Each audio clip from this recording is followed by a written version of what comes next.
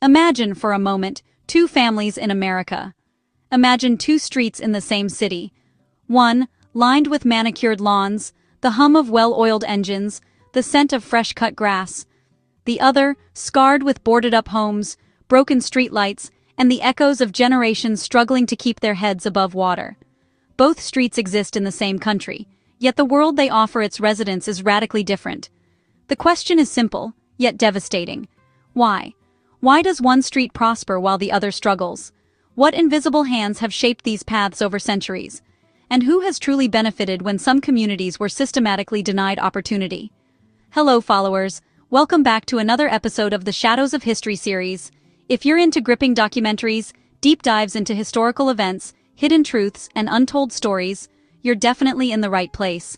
Before we jump in, don't forget to hit that subscribe button, give this video a like, and drop a comment below. I love hearing your thoughts.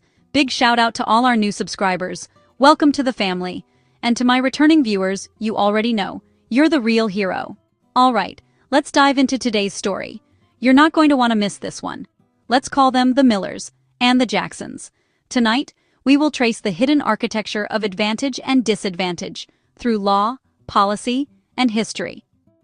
From slavery to modern finance, from the halls of power to the streets where families live and breathe, we will uncover a truth that is as controversial as it is consequential, that the structural hurdles imposed on Black communities have, historically, created opportunities, wealth, and power for others.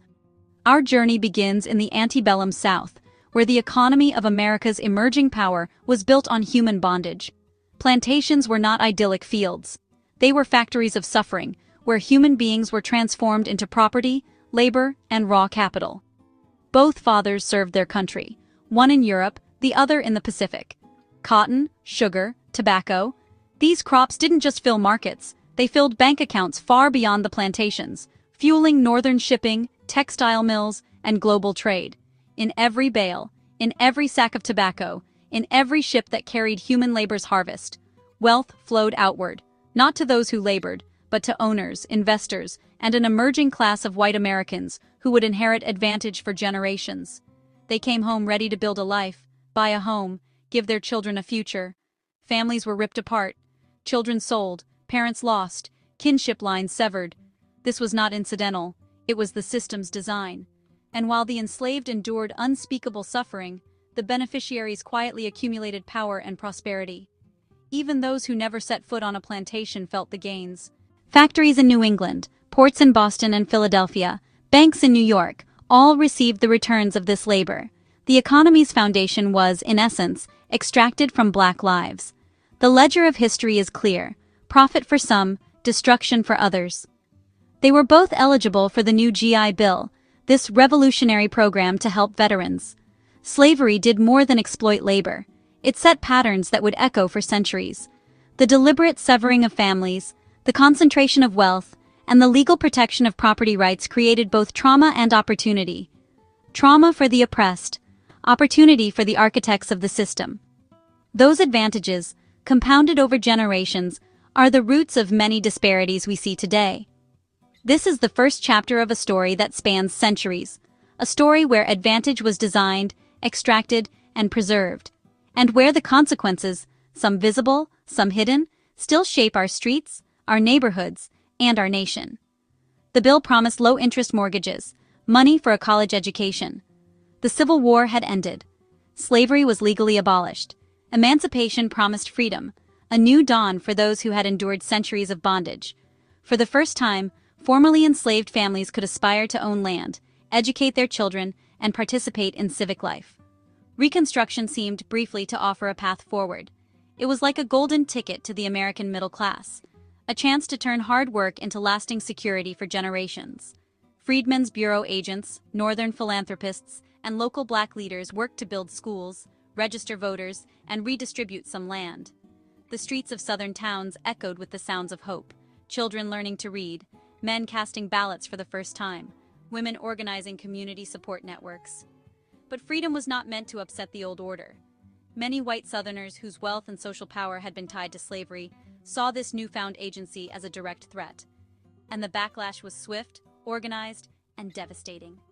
Now, the Millers, a white family, walked into a bank and, with the government's backing, secured a loan for a small house in a brand-new suburban neighborhood. Lawns were green, schools were new, a sense of hope filled the air. This home was an investment, an asset that grew in value year after year. Mr. Miller used his benefits to attend college, which helped him land a better-paying job. But the Jacksons, a black family, faced a different reality. The same program that built white wealth was often denied to black veterans. Suburbs were closed through restrictive covenants. Redlined maps suppressed values and opportunity. Their dream of home ownership was deferred by the very system they had fought to protect. One of the most powerful tools behind this divergence was redlining. It sounds technical. Its impact was deeply human. The rise of groups like the Ku Klux Klan, the enactment of black codes, and the legal mechanisms that criminalized minor behaviors targeted black communities. Arrests for vagrancy or minor offenses funneled black men into forced labor systems, a continuation of slavery under the guise of legality. Families were torn apart once more, and the promise of Reconstruction was systematically undermined. In the 1930s, the federal government mapped cities, coloring neighborhoods by mortgage risk. Convict leasing became an economic engine. States profited by leasing incarcerated black men to private companies in mines, railroads, and plantations. Local economies thrived on this coerced labor, while white communities gained cheap labor, tax revenue, and political dominance. The system was structured, deliberate, and brutally efficient. Green was best, blue desirable, yellow declining, red hazardous. These became blueprints for investment and disinvestment for decades, guiding money and opportunity.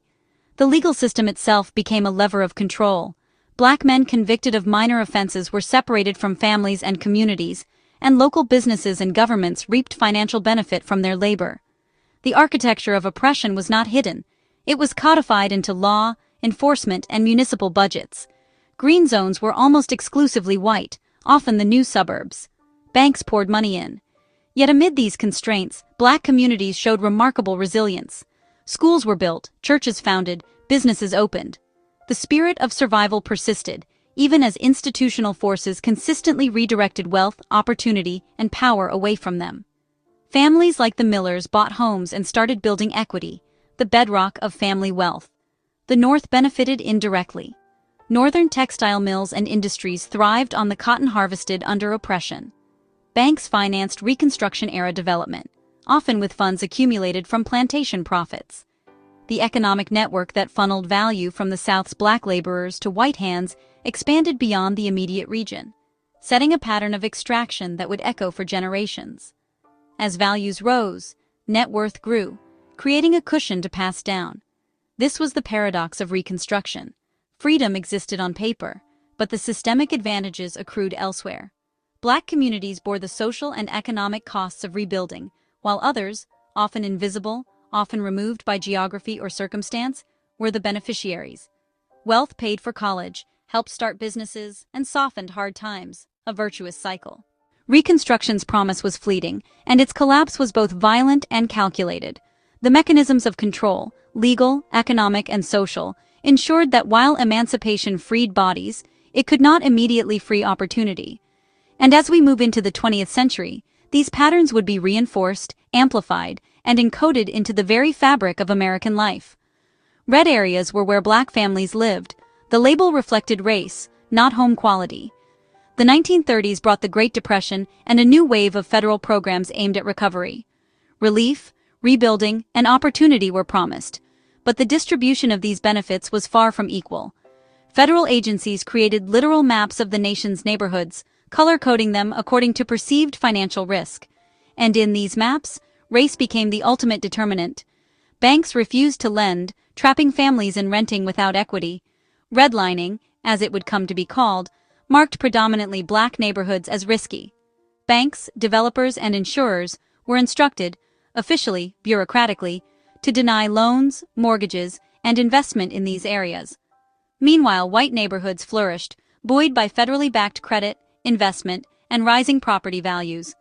Disinvestment spurred decay. Landlords had no incentive. City services lagged. The federal government's promise of recovery was not colorblind. It actively shaped who would accumulate wealth and who would be denied the most powerful avenue of intergenerational prosperity: Homeownership. Developers like William Levitt built Levittown, affordable, mass-produced homes for returning white veterans, but explicitly barred black buyers with restrictive covenants. While white families rode an escalator of rising values, black families faced a broken staircase. Policy channeled wealth into white communities while denying it to black ones, creating two unequal housing markets still felt today. For white families, the post-war era offered unprecedented opportunity. Federally insured mortgages, home equity growth, access to schools, and social stability. For black families, the same era reinforced exclusion. The very institutions meant to foster prosperity actively denied it to entire communities. The consequences were profound. Home ownership is the single largest mechanism for wealth accumulation in America. By blocking access to mortgages, the government effectively restricted black families from the primary pathway to intergenerational wealth. Entire neighborhoods stagnated, schools underfunded, and civic institutions deprived of resources. Housing lines drew education lines. The Federal Housing Administration openly encouraged segregation. Developers and lenders were guided to protect investments by ensuring racial homogeneity. In doing so, federal policy turned neighborhoods into instruments of advantage for some and structural disadvantage for others. Decades of structural policy compounded over time. As white families built equity and accumulated wealth in these protected neighborhoods, black communities were left exposed to disinvestment, overcrowding, and declining property values. The federal government's hand, invisible yet powerful, reshaped the American landscape along lines of race and opportunity. Public school quality is tied to local property taxes. Even heroic service overseas could not overcome systemic barriers. The GI Bill, designed to support returning veterans, offered education, business loans, and mortgages, benefits many white veterans accessed readily. But black veterans often faced local administrators who denied them loans, landlords who refused housing, and developers who excluded them from new suburbs. Government-subsidized prosperity built brand-new schools and hired the best teachers. The disparity was stark. One neighborhood surged in prosperity, another stagnated in disrepair. What was built for some became a fortress of generational advantage, while systemic barriers ensured that others remained locked out. Wealth, education, and opportunity flowed along the contours drawn in red ink decades earlier. Latest textbooks, wide programs, art, music, advanced sciences, you name it. The effects persist today. Redlining maps correspond almost perfectly with modern wealth gaps, disparities in school funding, and unequal access to services. Neighborhoods denied investment decades ago remain economically disadvantaged, while those greenlit for prosperity continue to thrive. The legacy of exclusion is tangible, a visible scar etched into the nation's geography. These schools became gateways to opportunity, smaller classes, experienced educators, better resources, and yet, amid adversity, resilience endured. Families nurtured schools, churches, and local businesses. Communities persisted despite systemic barriers. But the story is not one of equal opportunity. It is one of extraction and benefit. Those denied access bore the cost. Those allowed in accrued wealth, stability, and generational advantage. Education led to good jobs, which led to good neighborhoods, which led to excellent schools. A self-perpetuating cycle. As the post-war boom reshaped America, policymakers turned their gaze to urban renewal. Promoted as progress, modernization, and efficiency, these projects promised revitalized cities and improved infrastructure, but the reality was starkly different for black communities across the nation. Meanwhile, suppressed values yielded meager tax bases and underfunded schools. Entire neighborhoods, rich with history, culture, and thriving local economies, were demolished. Churches, businesses, and homes that had anchored black communities for generations were razed in the name of slum clearance. Meanwhile, the land cleared often went to highways, government offices, or private development, benefiting white commuters and investors rather than the displaced residents. Aging buildings, overcrowding, difficulty retaining experienced teachers. The construction of highways through urban centers became an instrument of extraction. Planners selected routes that cut directly through black neighborhoods, fragmenting communities and erasing the physical infrastructure that sustained them. Meanwhile, predominantly white neighborhoods were largely spared, preserving property values and access to municipal resources. Few up-to-date books or computers, limited science labs and pathways. The message was clear: students were worth less. This wasn't accidental. It flowed from discriminatory housing policy, creating a two-tiered system that translated Black community struggles into white community advantages for generations. Inequalities in housing and education spilled into work. The social cost was immense. Churches that had been pillars of the community, schools that educated generations, and local businesses that supported families, all disrupted or destroyed. Neighborhood cohesion eroded. Generational stability, already fragile due to prior policies like redlining, was further compromised. The best-paying jobs often went to white workers. Unions secured benefits but frequently excluded Black workers. These highways were marketed as symbols of progress, linking suburbs to downtowns. But they also became conduits of inequality. While white suburbanites gained convenient access to jobs, shopping, and schools, displaced Black residents faced overcrowding, higher rents, and diminished economic opportunity. Entire sectors, construction to manufacturing, closed off, pushing Black workers into the lowest-paid, least stable, most demanding jobs, often in domestic service or agriculture, outside New Deal protections. Communities tried to adapt, but adaptation could not fully replace the infrastructure that had been stolen. The disruption of social networks, loss of businesses, and demolition of homes created long-term instability. Property values in displaced neighborhoods fell, while wealth accrued in areas untouched by destruction, predominantly white suburbs and commercial corridors. Equal work ethic, unequal ladders. White workers had routes to mobility unavailable to their Black counterparts. The displacement was not accidental. It was the result of deliberate policy choices. Federal funding for urban renewal flowed to cities with formulas that prioritized commercial redevelopment and suburban commuter access over the well-being of existing residents. Public dollars effectively subsidized projects that would provide benefit to some while costing others dearly. GI Bill degrees led to professional jobs, steady salaries, and home stability, seen as merit, obscuring systemic advantage. Business owners lost capital, employees lost jobs, and families lost the economic stability that had allowed them to weather prior waves of exclusion. The architecture of loss compounded. Decades of disinvestment, exclusion from mortgage credit, and now physical removal from neighborhoods created a cumulative disadvantage that was nearly impossible to overcome. Without credentials or union access, Black workers got lower wages, fewer benefits, little advancement. The geography of disadvantage became embedded in concrete, asphalt, and zoning maps. Where once there were thriving communities, there were highways. Where once there were vibrant businesses, there were empty lots. And where once there was opportunity, there was displacement and exclusion. Meanwhile, white communities benefited from unbroken infrastructure, rising property values, and the cumulative effect of decades of investment. Stagnant incomes made saving and investing difficult, trapping families in precarity. Despite the upheaval, communities persevered. Families maintained schools, churches, and social ties wherever possible. Yet the systemic advantage continued to accrue elsewhere. A stark illustration of how policy decisions, over decades, transferred wealth, stability, and opportunity away from Black communities toward those who were shielded from such disruption. Wealth is what you own: savings, investments, home equity, minus what you owe. It's the safety net to handle emergencies, fund college, or pass something on.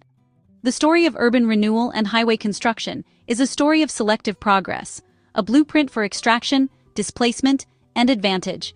And it sets the stage for the next chapter: criminalization, mass incarceration, and the policies that would continue to strip power and opportunity from communities while benefiting others indirectly. Blocked from home ownership and high-wage jobs, the gap widened into a chasm. As America moved into the late 20th century, the mechanisms of exclusion shifted. Physical displacement had already carved patterns of disadvantage. Now the law itself became a tool to consolidate advantage and reinforce systemic barriers. Criminalization would emerge as the next frontier in the ongoing architecture of inequality. The prosperity many white families enjoy is the direct result of accumulated generational advantage. Policies that appeared neutral on paper were anything but in practice. Laws targeting drug use, loitering, and vagrancy disproportionately affected Black communities. Communities that had been systemically excluded from wealth, housing, and education.